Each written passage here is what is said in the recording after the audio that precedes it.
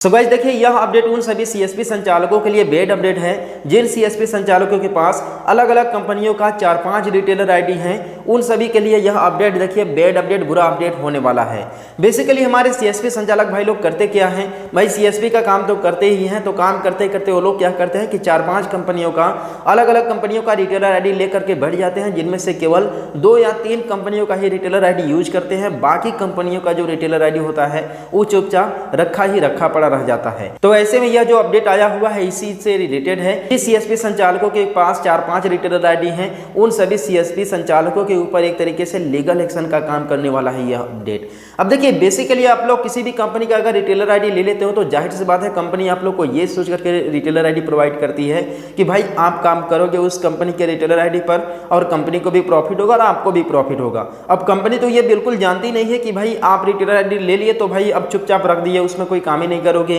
Company का तो भाई आईडी बनाया हुआ बेकार हो गया। तो ऐसे में कंपनियां अपना अलग अलग रूल ला रही हैं, अलग अलग नियम ला रही हैं, ठीक है। तो इसी से रिलेटेड अभी रोयनेट से एक नया अपडेट आया है, स्पाइस मनी से भी अपडेट आया है। बेसिकली रोयनेट में ये प्रॉब्लम देखने के लिए मिल रहा है कि सीएसपी संचालक लोग रोयनेट का तो रिटेलर आईडी ले ले रहे हैं लेकिन उसमें काम भी नहीं कर रहे हैं, और सेम टू सेम यही स्थिति अभी स्पाइस मनी में भी चल रहा है। तो अभी रोयनेट का जो अपडेट आया है बेड अपडेट एक तरह से कह सकते हैं इसे, कि अगर आप लोग रोयनेट के रिटेलर आईडी से अगर आप लोग 3 महीने के अंदर में अगर कोई भी ट्रांजेक्शन नहीं करते हो, कोई भी हलचल अगर आप लोग रिटेलर आईडी में नहीं करते हो, तो आप लोग का जो रिटेलर आईडी है वो पोर्टल के द्वारा ऑटोमेटिकली जो है क्लोज हो जाएगा, बंद हो जाएगा। फिर अगर इनकेस अगर आप लोग दोबारा से उस आईडी को जो है चालू करवाना चाहोगे या फिर आप लोग दूसरा आईडी लेना चाहोगे तो दूसरा आईडी आप लोग बिल्कुल नहीं ले पाओगे अपने आधार कार्ड से, क्योंकि आपके आधार कार्ड से ऑलरेडी रोयनेट का आईडी जो है बन चुका है। तो ऐसे केस में आप लोग को दोबारा से रोयनेट का आईडी को एक्टिवेट कराने के लिए आप लोग को फोटो और साथ में आधार कार्ड पैन कार्ड लेकर के फोटो खींचने की जरूरत होगा और ये सारी चीजें अपलोड करने की जरूरत होगा। दोबारा से केवाईसी होगा, फिजिकल वेरिफिकेशन होगा, इसके बाद ही आप लोग का जो रोयनेट का आईडी है वो एक्टिवेट हो पाएगा। तो देखिए यही अपडेट है, यही अपडेट अभी स्पाइस मनी में भी है और बेसिकली स्पाइस मनी में तो और ज्यादा कड़ा अपडेट है। अब कड़ा अपडेट क्या है, देखिए बेसिकली अगर आप लोग स्पाइस मनी का सीएसपी हैं, अधिकारी हैं, तो स्पाइस मनी के द्वारा अगर आप लोग लेन देन का काम करते हैं तो अगर आप लोग का आईडी उसी तरीके से अगर चुपचाप पड़ा हुआ है, अगर कोई भी आप उसमें काम नहीं करते हो तो भाई 1 महीने के बाद अगर मान लीजिए 1 महीने अगर कोई भी काम नहीं है, कोई भी ट्रांजेक्शन नहीं किए, तो जो हमारे डिस्ट्रीब्यूटर भाई लोग हैं वो लोग उस आईडी को निष्क्रिय कर सकते हैं। उनके पास ये अथॉरिटी है कि वो लोग 1 महीने के बाद उस आईडी को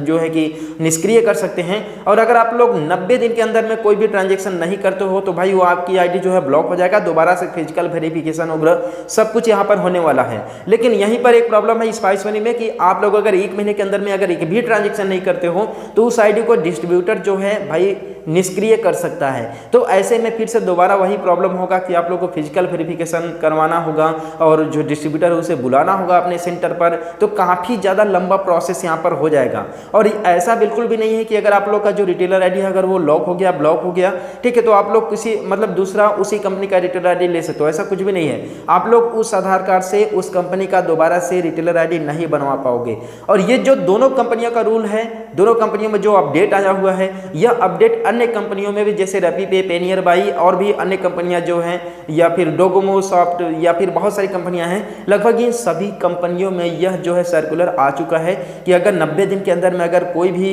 अगर रिटेलर मान लिया कोई भी ट्रांजेक्शन नहीं करता है अपने रिटेलर आईडी से, तो भाई पोर्टल के द्वारा उस आईडी को ऑटोमेटिकली जो है क्लोज कर दिया जाएगा,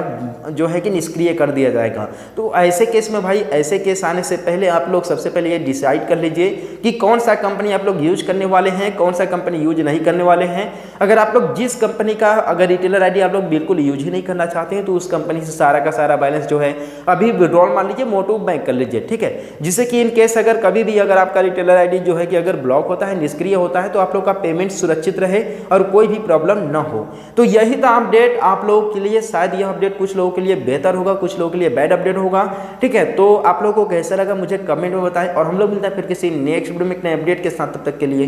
बाय बाय।